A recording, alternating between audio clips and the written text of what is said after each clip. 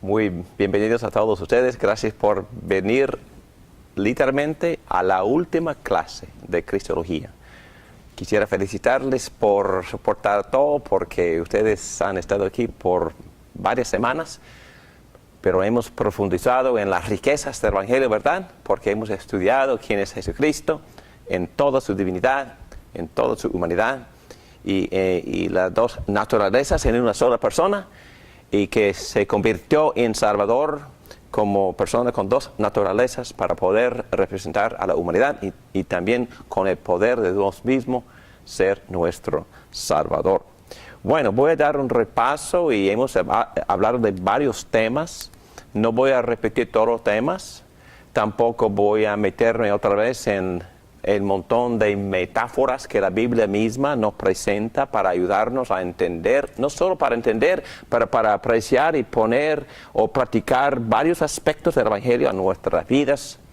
Bueno, no puedo resistir porque tenemos varios problemas, ¿verdad? Tenemos culpa y la justificación se dirige a nuestra culpa. Estamos en esclavitud a pecado, la redención se dirige a esa esclavitud. También estamos bajo como enemigos de Dios, como dice el apóstol Pablo, con la amenaza de recibir su ira. Entonces Cristo propició la justicia para desviar la ira, y es otra metáfora. También estudiamos en la última clase la metáfora de la reconciliación, porque Dios quiere volver a ser amigo de nosotros y quiere que nosotros también seamos sus hijos e hijas, y por eso efectuó la gran reconciliación. Pero todo eso fue efectuado en la cruz, en la muerte sacrificatoria sustitucional de nuestro Señor Jesucristo, quien propició la justicia, quien nos compró con su sangre, quien nos reconcilia con su obra de reconciliación, dándonos la paz, y también quien nos quita la culpa, declarándonos inocentes y justos por la justificación que también Cristo ganó por nosotros en la cruz. Muy bien, ahora voy a desviarme un poquito de esto y volver a hablar de las varias direcciones a las cuales la cruz misma se dirige. ¿Recuerdan que en la clase en que tocamos ese tema? Normalmente el Evangelio se predica como si fuera dirigido solo al hombre, expresándonos el amor de Cristo. Cristo a veces se presenta solo como modelo de sacrificio, modelo de amor, y obviamente fue todo eso, pero fue sumamente más. Y el Evangelio normalmente se predica como si fuera dirigido solo al hombre, pero entendemos que también se dirige a Satanás, se dirige a la tierra, pero principalmente ¿a dónde se dirige el Evangelio? A Dios mismo. El Evangelio son buenas noticias porque nos dice cómo Dios mismo puede amarnos sin destruirnos. En otras palabras, el Evangelio mismo se dirige a un Dios justo. El juez justo tiene que castigar el pecado, tiene que destruir el mal. Y nosotros somos parte de ese mal porque tenemos naturaleza pecaminosa. Y el Evangelio, en primer lugar, se dirige a la justicia de Dios, se dirige a nuestro problema estando bajo la ira. Pablo dice que somos hijos de ira por nuestro pecado. Entonces, en primer lugar, eso suena un poco raro, pero si se hace la pregunta de qué o de quién somos salvados, y la respuesta es: somos salvados de Dios. Sí, el Evangelio se dirige en por lo menos 4 direcciones. Se dirige al hombre para perdonarlo, claro que sí, y casi todos los sermones hablan de ese tema, pero también se dirige a la tierra para renovarla, se dirige a Satanás para destruirla, pero principalmente y ante todo se dirige a Dios porque tenemos un problema con Dios. Dios es justo, nosotros somos pecadores y Dios está enojado por nuestra rebeldía, y el atributo de Dios que causa problemas para nosotros es su ira. La cruz, en primer lugar, es una propiciación dirigida para apaciguar la ira de Dios. Suena raro, pero cuando estamos hablando de la salvación, muchas personas, bueno, todas estas cosas son correctas. Somos salvos de pecado, somos salvos de cualquier influencia de Satanás, de dominio del mundo sobre nosotros, nos escapamos del infierno mismo, pero sobre todo la salvación de Cristo, la redención de Cristo, la muerte sacrificatoria sustitucional de Cristo propicia la justicia del Padre, quitando, desviando su ira, y así nos escapamos de Dios mismo. Nos escapamos de la justicia de Dios. Nos escapamos de la ira de Dios, que no merecemos ricamente por nuestros pecados. Entonces hay que tomar en cuenta todo esto, porque el Evangelio es robusto y se dirige en por lo menos 4 direcciones y resuelve un montón de problemas. Y por eso es de valor sumamente alto. Es un diamante fantástico, fascinante, increíble, el Evangelio. Entonces, voy a seguir dando un resumen, si es posible, dar un resumen en media hora de este gran Evangelio, pero ahora quisiera explicar o dar un resumen en términos de cómo cada paso de la obra redentora de Jesucristo, el Redentor, nos redime. Me refiero a su encarnación, a su vida, a su muerte, a su resurrección, a su ascensión para interceder y también su segunda venida. Entonces, en una de esas clases pretendemos tener un argumento entre cuál es más importante, la muerte o la resurrección de Jesucristo, un argumento prácticamente inútil, porque ahora estoy diciendo que la obra redentora de Jesucristo consiste en todos estos pasos. Primero, vamos a tocar primero la encarnación. Primero que nada, Cristo se hizo hombre, ¿verdad? Como Juan dice en capítulo 1, versículo 14, el verbo, y él define el verbo arriba, ¿verdad? Como Dios mismo, como alguien que está relacionado íntimamente con Dios. Todo eso se encuentra en las frases en griego. Pero también ese verbo fue el agente de la creación, en otra palabra, creador, lleno de gloria, lleno de verdad, y se hizo hombre para habitar, o es decir, tabernacular, echar su carpa, su tienda, para poder vivir entre nosotros en otra tienda que se llama carne, cuerpo de ser humano. Llegó a ser humano, llegó a tomar la naturaleza 100% humana. Entonces, ¿somos salvos por la encarnación? Bueno, específicamente no, pero no salvos tampoco sin su encarnación. Tuvo que llegar a ser hombre para poder salvarnos, y vamos a ir paso por paso. Me gusta mucho cómo el autor de los Hebreos nos explica todo esto. Escuchen esto de la palabra de Dios, Hebreos capítulo 2, versículo 14. Así que, por cuanto los hijos participaron de carne y sangre, Él también participó de lo mismo, para destruir por medio de la muerte al que tenía el imperio de la muerte. ¿Quién es? Diablo. Esto es al diablo. En otras palabras, este texto está diciendo que Cristo llegó a participar en nuestra carne para que pudiera, así como ser humano, tomando, mejor dicho, la naturaleza de un ser humano, tuvo que hacerlo para poder destruir la muerte y a Satanás. Vamos a ver.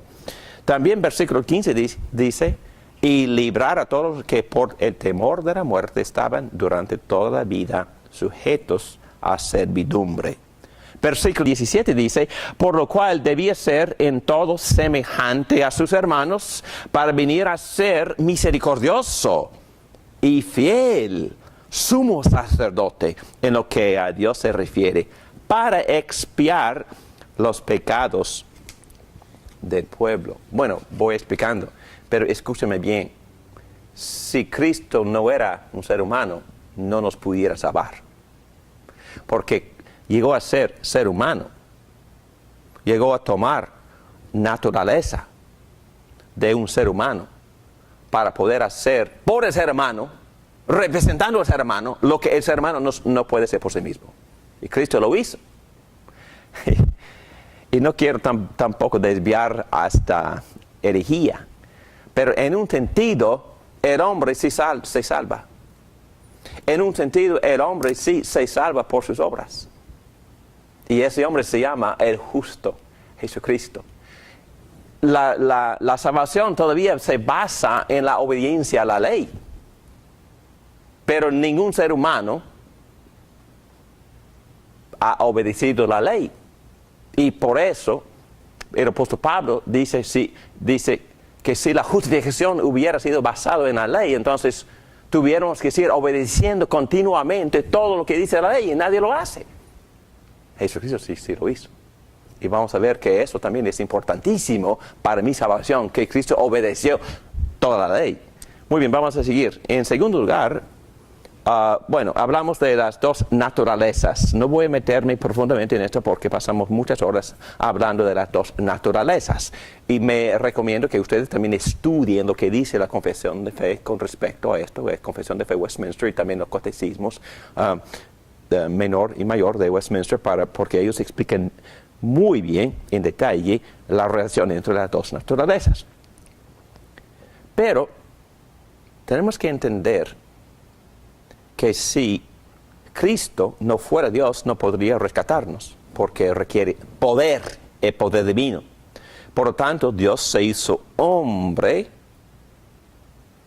El hecho de ser Dios le permitió salvarnos poderosamente. ¿Es que su humanidad es necesaria también para nuestra salvación? Y la respuesta es sí. Si solo Dios puede salvar, solo el Dios hombre puede salvarnos. Su naturaleza humana establece un vínculo o cosas en común con nosotros. Y esto es, la victoria fue forjada por un hombre, aunque no simplemente un hombre. Nuestros enemigos fueron derrotados por un ser humano, aunque es un Dios hombre. El hecho de ser Dios le permitió derrotar a nuestros enemigos, pero el hecho de ser Dios hombre le permitió vencer a nuestros enemigos por nosotros. Uno de nosotros obedeció donde Adán desobedeció. Por eso se llama segundo Adán.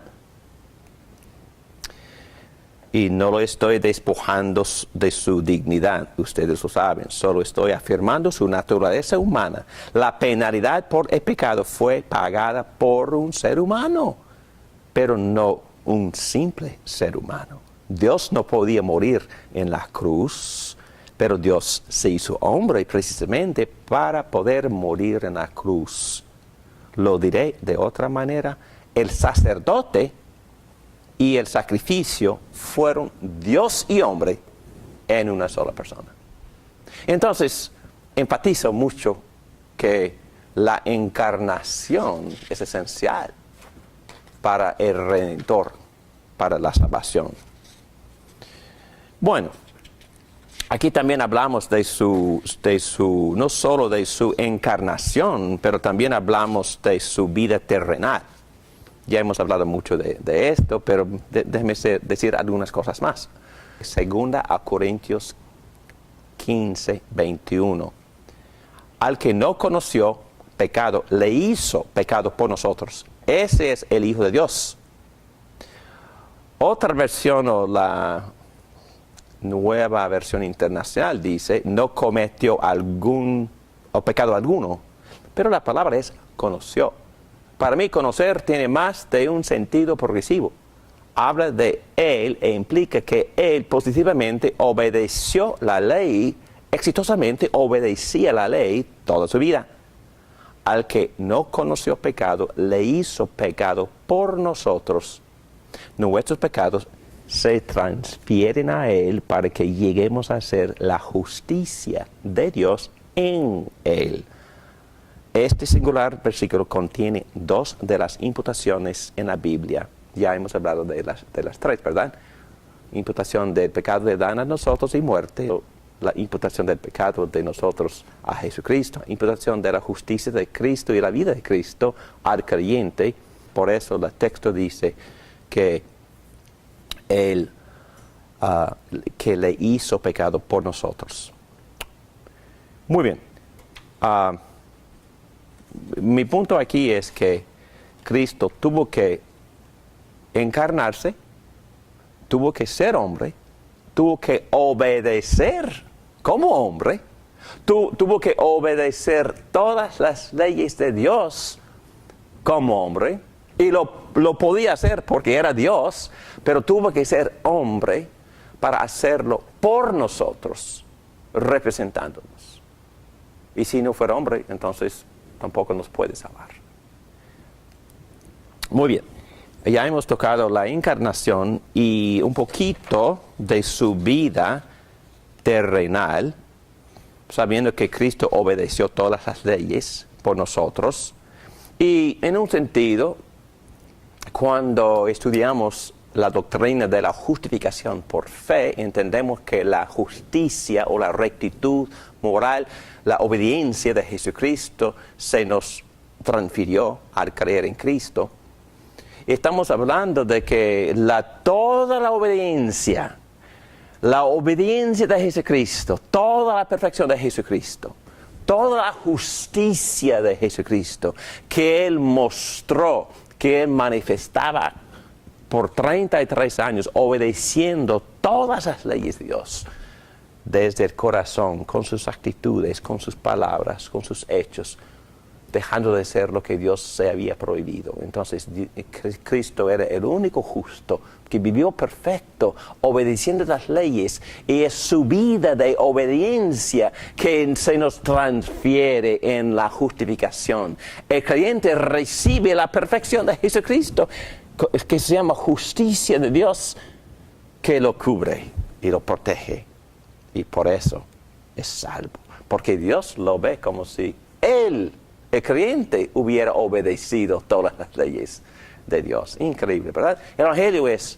una maravilla, que Dios permite que un solo ser humano, siendo Dios también, obedeciera por mí, y Él cuenta su obediencia como si fuera la mía. Increíble. Gracias a Dios, sí lo hace.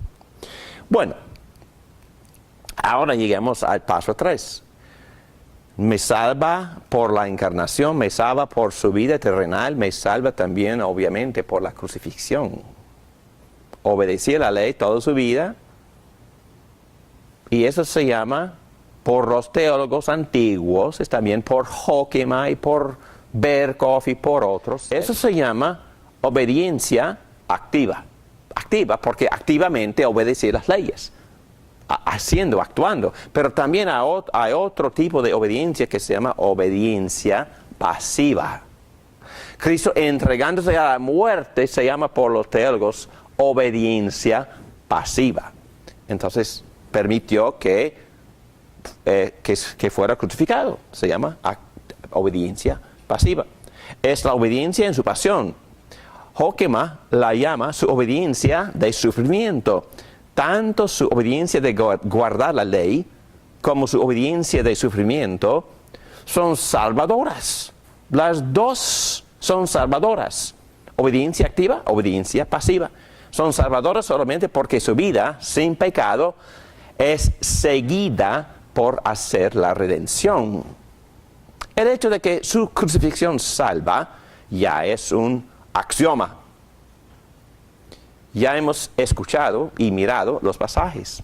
Bueno, vamos a volver a leer a Gálatas capítulo 3, versículo 13, que dice: Cristo nos redimió de la maldición de la ley, habiéndose hecho maldición por nosotros.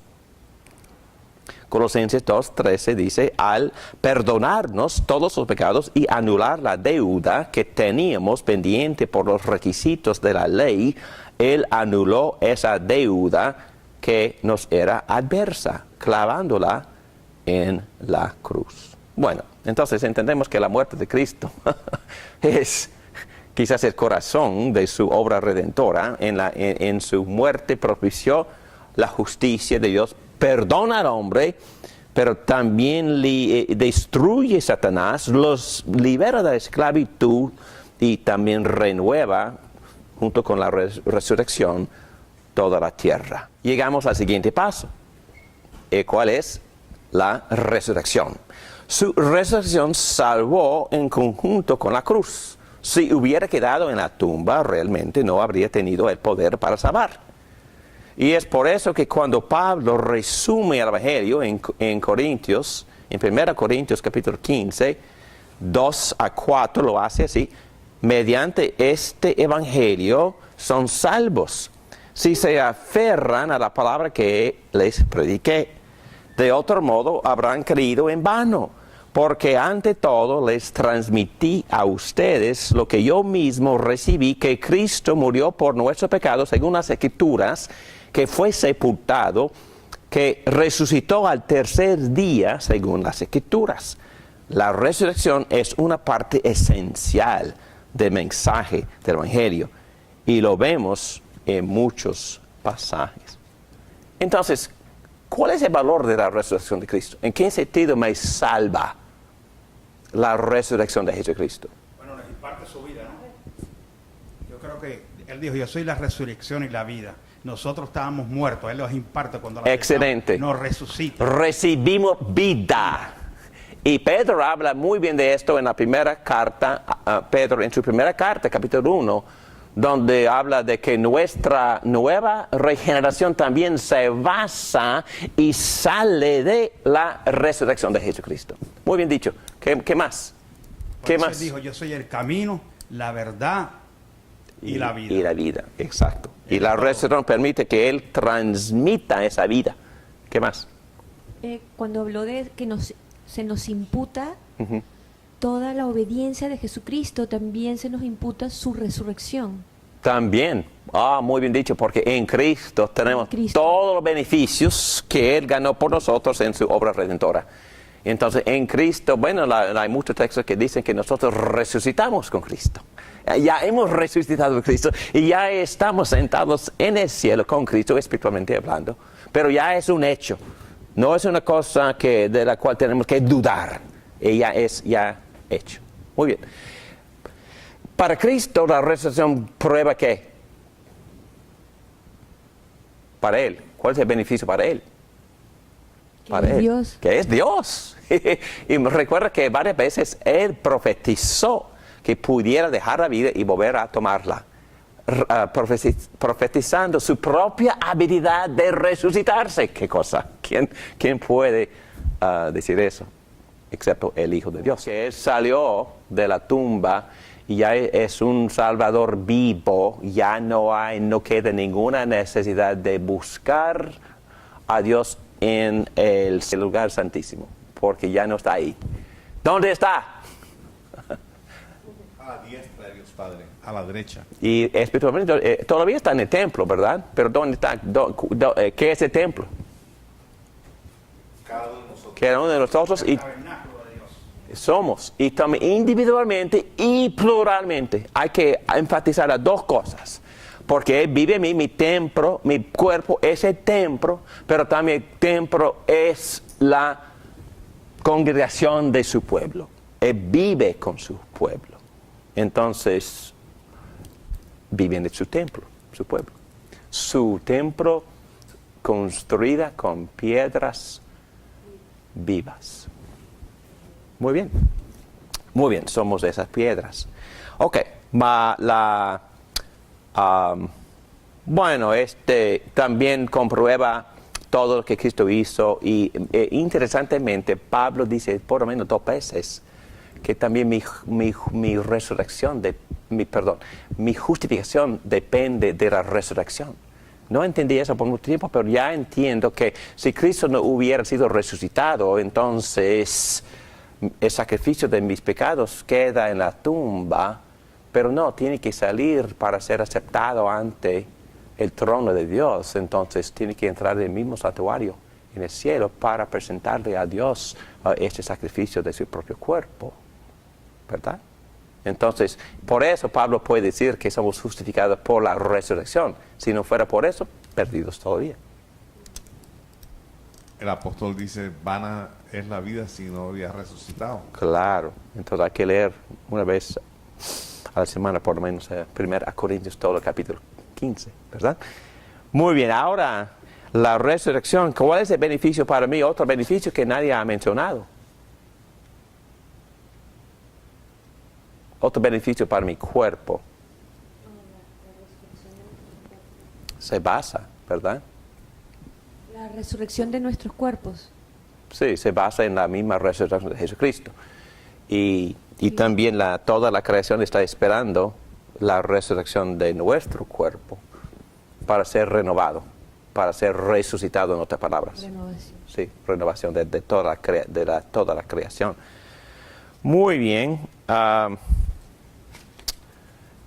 Vamos a ir al otro paso, al siguiente paso, que se llama la ascensión e intercesión.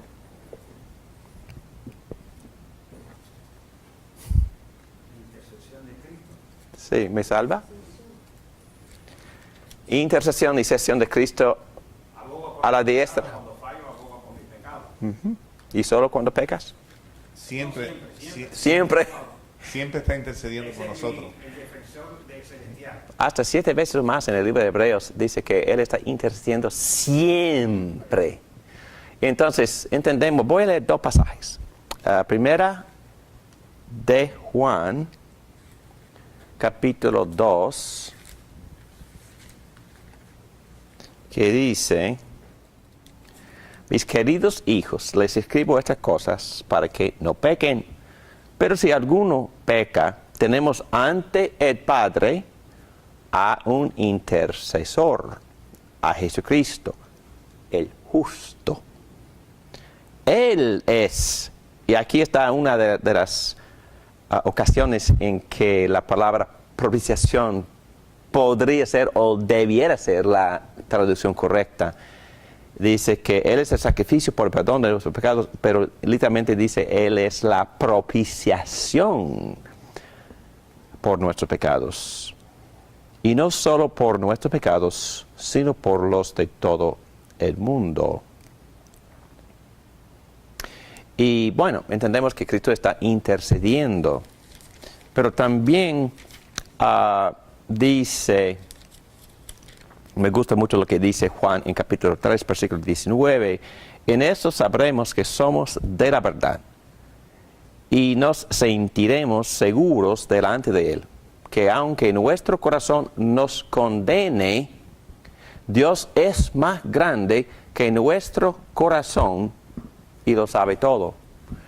Entonces, la confianza y la seguridad y la paz y la tranquilidad y la limpieza de conciencia que nosotros podemos mantener se basa en la intercesión constante del justo que está presentándole a Dios, Él es Dios, pero está presentándole al trono de Dios su muerte, su sacrificio propiciatorio constantemente, siempre. Y basado en eso, tengo seguridad de mi salvación. Basado en eso, tengo seguridad ante de Dios. Basado en eso, tengo confianza para acercarme al trono de Dios, para pedirle cualquier necesidad que tenga, pedirle gracia y misericordia. Basado en que mi intercesor está ahí presentándole su sacrificio propiciatorio, sustitucional. Entonces murió mi muerte, recibió mi castigo, me quita la culpa, ha destruido el dominio del pecado sobre mí, pero Él está ahí presentando los beneficios, el efecto de su sacrificio permanentemente a Dios Padre. Y por eso su intercesión sí me salva. Y mi salvación depende de esa intercesión constante. Porque, bueno, yo sigo pecando. Y Él sigue intercediendo, presentando su sacrificio propiciatorio al Dios justo. Bueno, obviamente hay otro paso que no hemos tocado mucho, pero enseñamos un curso completo sobre escatología, hablando de la segunda venida. ¿La segunda venida de Cristo me salva?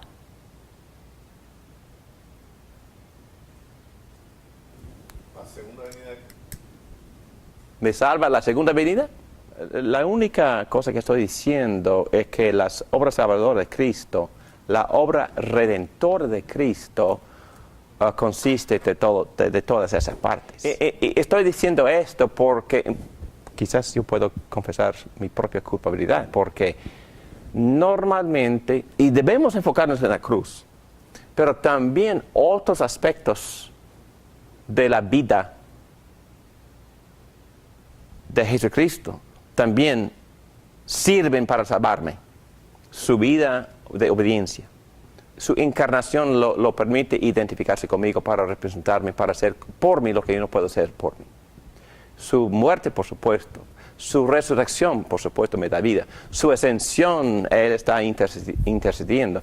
Lo que estoy diciendo es que podemos debiéramos apreciar también estos aspectos de la obra salvadora. Su encarnación también es parte de lo que me salva. Su vida es parte de lo que su muerte es parte, su resurrección, su ascensión, su segunda vida. Todo esto va conjunto como un paquete completo de mi Redentor. Me salva por hacer todo esto. Objetivamente hablando, sí, es la realidad. Todo eso es parte de lo que te salva. Ok. Muy bien dicho. Ok. ¿Y la segunda vida? ¿Cómo me salva? ¿Qué aspecto de mi salvación se toca específicamente por la segunda venida, en otras palabras? La redención de mi cuerpo. Mi cuerpo, la redención del cuerpo. Sí. ¿Qué más? Tenemos todos los beneficios, vamos a reinar con Él. Vamos a reinar con Él, definitivamente. Entonces, me gusta mucho eso porque desde Génesis Dios nos ha concedido cierta mayordomía y hemos fallado mucho, ¿verdad? Pero nuestro papel como reyes y administradores de la creación lo vamos a cumplir perfectamente bien. Muy bien, ¿qué más? Tenemos fiesta con Él. Sí, pero ¿qué más? Es que de mi alma, ¿qué más Triste. pasará de beneficio? Las recompensas. Las recompensas que no las merecemos, pero por su gracia va a recompensar nuestras obras, por pura gracia. Pura gracia. Sí, muy bien. Qué bueno, qué bueno. ¿Y qué más? Voy a leer un texto y todo el mundo va a decir, queridos hermanos, ahora somos hijos de Dios, pero todavía no se ha manifestado lo que habremos de ser. Sabemos, sin embargo, que cuando Cristo venga, seremos semejantes a Él, porque lo veremos tal como Él es. Entonces, ¿qué más sucederá? La perfección, de mi alma, de mi ser. Voy a hacer lo que siempre Dios ha deseado que fuera en mi carácter, porque me va a purificar completamente. Por eso Juan dice, todo el que tiene esta esperanza en Cristo, ¿qué hace? Se purifica a sí mismo, así como Él es puro. Eso debe de motivarnos. Ahí vamos. Por favor, vamos a luchar para acercarnos ahora a esa imagen. Muy bien, hermanos. Ya es todo. Ya es todo. Es que hay muchísimo más que hacer. Podemos dar muchos cursos más sobre esta gran obra redentora de Jesucristo. Pero en este momento me descanso aquí. Oremos. Gracias, Padre. Es que en verdad te confesamos que hemos hablado de muchísimos conceptos que no comprendemos muy bien. Pero a la vez lo que entendemos apreciamos mucho. Y te damos muchísimas gracias por este plan maravilloso, este plan de redimir a un pueblo para ti mismo desde antes de la creación del mundo. Gracias por invitarnos a participar en este plan. Gracias por enviar a tu Espíritu Santo para iluminarnos, convencernos de nuestros pecados, unirnos a Cristo, regenerarnos, resucitarnos y darnos fe y arrepentimiento. Gracias, Padre. Gracias por reconciliarnos a ti. Gracias por aceptarnos como amigos e hijos e hijas. Y también gracias por rescatarnos de la esclavitud de pecado para que podamos crecer en santidad. Gracias, Padre, por propiciarte a ti mismo para que nosotros pudiéramos escaparnos de tu ira. Gracias, Padre, porque ya nuestro corazón, que a veces por el pecado y por la conciencia limpia nos condena, pero gracias que tú eres más grande que nuestro corazón. Gracias que tú castigaste nuestro pecado en Cristo y gracias por transferirnos la misma justicia de Jesucristo. Gracias, Padre, por justificarnos, por perdonarnos, por darnos de tu Espíritu. Gracias por darnos todos estos beneficios, la herencia, la vida, el poder.